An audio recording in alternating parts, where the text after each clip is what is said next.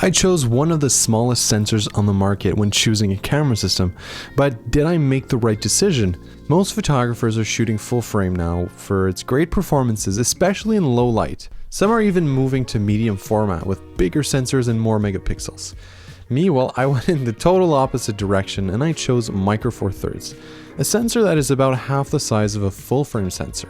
Today I'll explain exactly why I did so, the advantages and the disadvantages, who it's for, and whether I regret my decision or not. Because if you're trying to decide what system to invest in, well, I really hope you're doing a lot of research, and I hope I can contribute to your deliberations at least a little bit. Before we get into it, if you're new here, my name is Louis and I'm a wildlife photographer in Montreal, Canada. And I love every single type of photography, and I love to share with fellow photographers. I spend a lot of time hiking, photographing birds, foxes, and any other animals that nature can give me. I also do some street photography once in a while and occasionally do some concerts and events. Basically whatever I want to do in terms of photography, it's just so fun, so why limit ourselves, right? So my camera system has to be a few things. It needs to be portable, fast and reliable, and versatile. And after a lot of research and real-world experience, I chose Micro Four Thirds primarily for brands like OM System and Panasonic. Now let's get into why I chose this over full frame. One of the main reasons I chose Micro Four Thirds was size and weight. I'll go ahead and explain why Micro Four Thirds gear is smaller a little later when talking about crop factor, but having small and lightweight equipment has been very useful in more ways than one. And here's why. For wildlife photography, it's obvious that you're not in studios, right? I'm not walking 10 steps from my car just into a studio and setting everything up on tripods like I've got here. I'm hiking, I'm climbing, crawling, and I'm standing for very long periods. And all of this in literally any conditions Mother Nature has in store for me. From frigid cold Canadian winters to warm humid days, I never want to be limited by my gear. My limit should be me, my tolerance of these conditions. And when your gear is super heavy, well, that changes everything. Your tolerance to weather, to walking long distances is impacted by this added weight, but also just the sheer size of the equipment. A full-frame wildlife setup with a 600mm lens is actually quite massive, and it's also very expensive, but we'll get into that a little later. But because it's so big, you'll often need to have a very good harness system, and or use tripods and monopods constantly, and that's even more weight to lug around. With Micro Four Thirds, I can get the equivalent field of view in a much smaller package.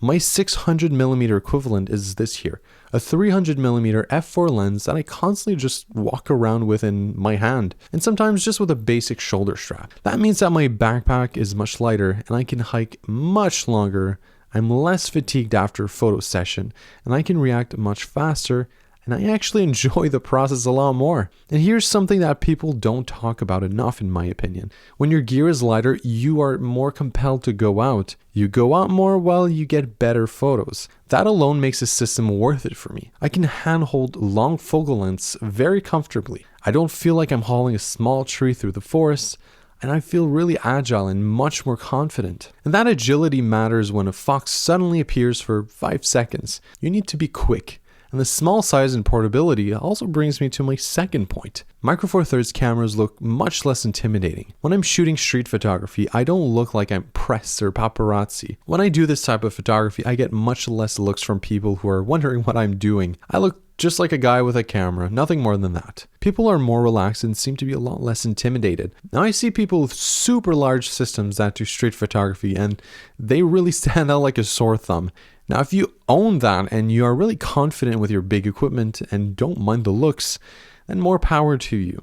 But the thing is, for street photography, especially when you take photos of people, you really want to catch them in their natural element in a very casual, non-staged way. With large cameras, well, your subjects might be distracted and look at you, potentially ruining your vision in photo. The same thing applies to concerts or small events. A smaller body and lens combination is less intrusive. You're not blocking people's view, you're not drawing attention to yourself.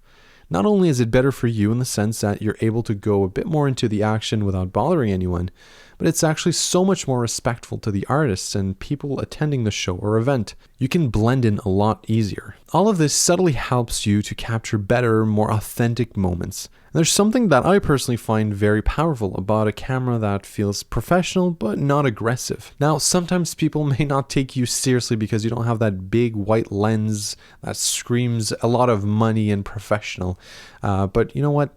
Who cares? It's never happened to me, and even if it did, I wouldn't care that much about it. Okay, so let's talk about, by far, the most polarizing subject about cameras, especially when we're talking about Micro Four Thirds, and that's crop factor and equivalence. For Micro Four Thirds, we are at a ×2 crop factor when compared to 35mm or full frame. On a Micro Four Thirds system, a 300mm lens gives you the field of view equivalent to about 600mm on a full frame. And personally, I think that's a massive bonus for wildlife photographers and even macro photographers. Because wildlife photography is often about reach. It doesn't always have to, but for many and in many cases, reach is truly important. Because we're trying to get as close as possible to subject, to get as much detail as we can on a bird, for example, or reach a deer that is far without scaring it off. So not only are you able to get closer shots, but you're actually stepping into more ethical photography for wildlife. Now, this also means that your lenses are more affordable because they are smaller and need much less material in manufacturing. I can also carry multiple focal lengths in a small bag and switch as I please without having to break my bag with the weight. So you get more flexibility.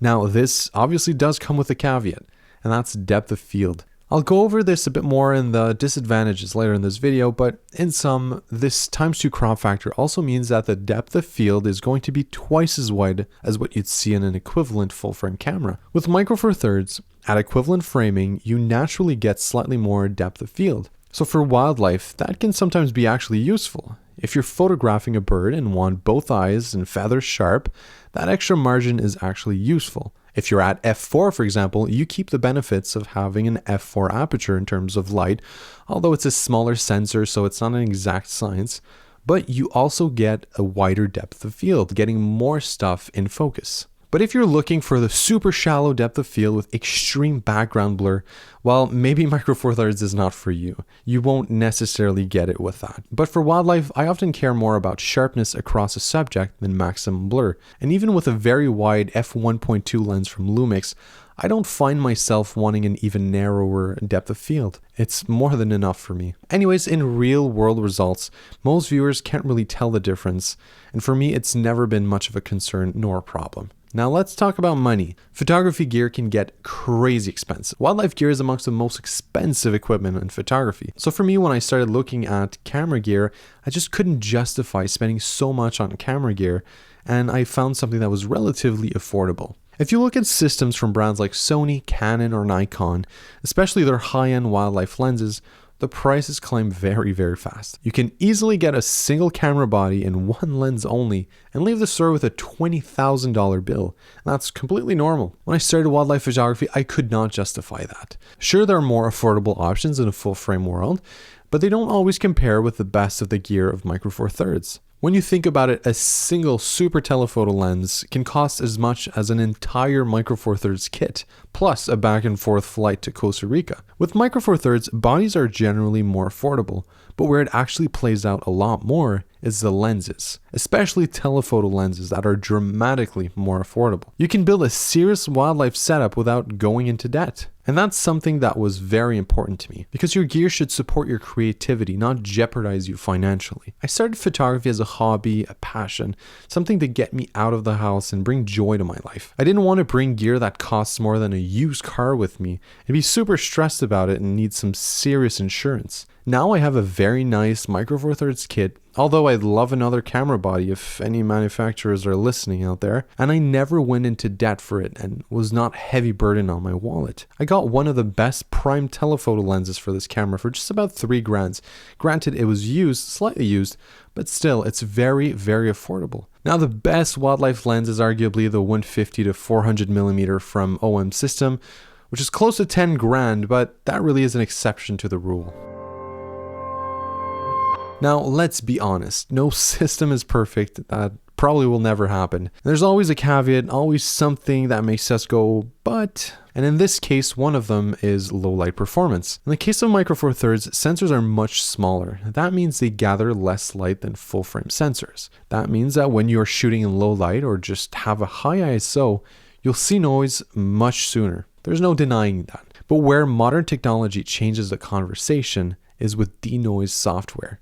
Today, this software is incredibly powerful and can be relatively affordable. Programs from companies like Topaz Labs, On1, DxO, and tools built into Adobe Lightroom can clean up noise in a way that was quite impossible just a few years ago. So low light is no longer a deal breaker. When I take my photos, I expose carefully, I really try to keep the ISO low, and the final images are more than usable. Could full frame give me cleaner files at ISO 6400?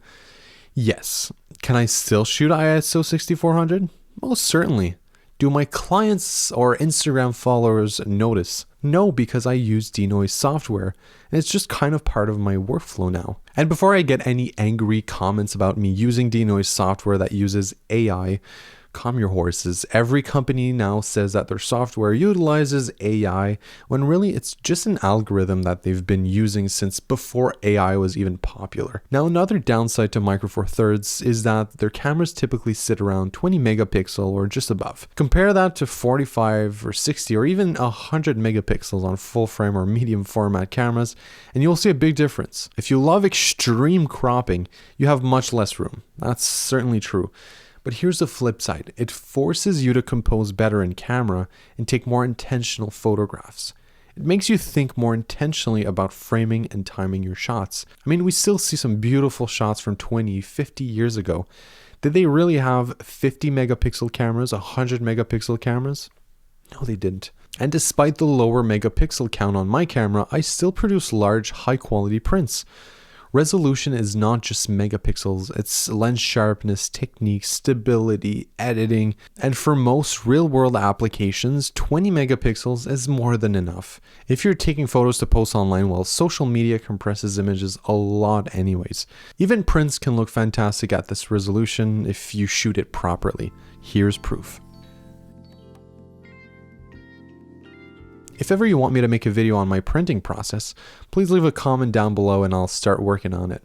I've mentioned this one a little earlier, but wider depth of field can certainly be a disadvantage when comparing Micro Four Thirds to other systems. I've covered it already, but I'll say it again. If you want super narrow depth of field on your camera and have super blurry backgrounds, well, go for full frame, because Micro Four Thirds, you'll get sensibly twice the depth of field a full frame camera would get. I've not found this to bother me too much. I have great lenses that go down to 1.2 and it gives me plenty of blurry background for my liking. To give you an idea, this video here is shot at 1.4 on a Micro Four Thirds camera. The books and the bases behind me, they are about 4 feet away from me, and I find that are still nice and soft. So who is this system actually for? Micro Four Thirds can be for mostly anyone, to be honest, but especially for people who like to hike long distances, bird photographers who need reach without having very large lenses, travel photographers might like the small size, street photographers like I've mentioned earlier, and budget conscious creators. Now, I've seen a lot of people who've commented on my videos or written me messages directly that mentioned that for multiple different reasons, like aging, they just can't deal with the massive full frame lenses and cameras and switch to smaller Micro Four Thirds system. Now they can keep doing what they love without causing any injuries, and they're able to walk and travel longer distances. Now, who might kind of struggle with it? Well, it's people who are looking to shoot very low light. For example, wedding shooters, if you're used to doing weddings in very low light, well, you might get a little frustrated with this system. But I've shot in very low light settings and you can certainly make it work, especially with denoise software like I've mentioned earlier. Anyone who needs massive cropping will not necessarily like using these cameras because, like I've mentioned, we don't have that much megapixels. So until we get new and improved sensors, maybe that's one point to consider. And lastly, people who obsess over sensor size as a kind of status symbol, stay clear of Micro Four Thirds. Just please be honest with yourself about your needs. Most photographers don't need the biggest sensor available. They need the system that fits their lifestyle and their photography style. Ask yourself the real questions and answer yourself honestly. So, Do I regret choosing Micro Four Thirds? Nope. Not even a little bit. Because every time I head into the forest, I'm not thinking about my sensor size. I'm thinking about the light, the behavior, the composition, and more importantly for me, being in the moment. My camera gets out of the way. It lets me move freely. I sometimes go out with 2 cameras and lenses, both on my chest harness. I have on one camera a 300mm lens, and on the other a 100 to 400mm.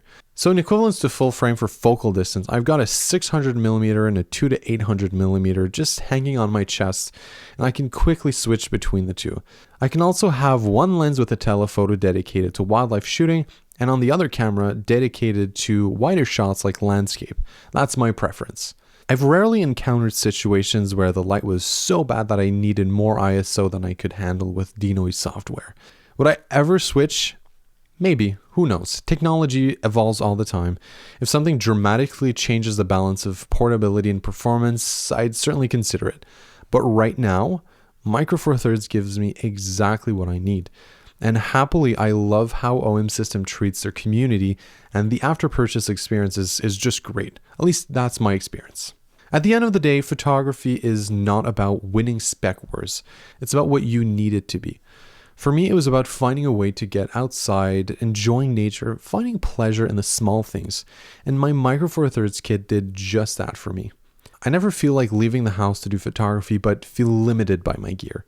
I'm sure if I had massive equipment, sometimes I'd want to go out, but leave the gear at home because it's just too much trouble. And that's why I chose Micro Four Thirds. If you're looking to invest in your first camera system or just looking to switch between systems, let me know down in the comments what you're thinking about. What do you currently have and what are you looking for? Let's have real discussions down in the comments and share our experiences and our know-how. Now, I hope you enjoyed this video and found it helpful, and I'll see you again very, very soon.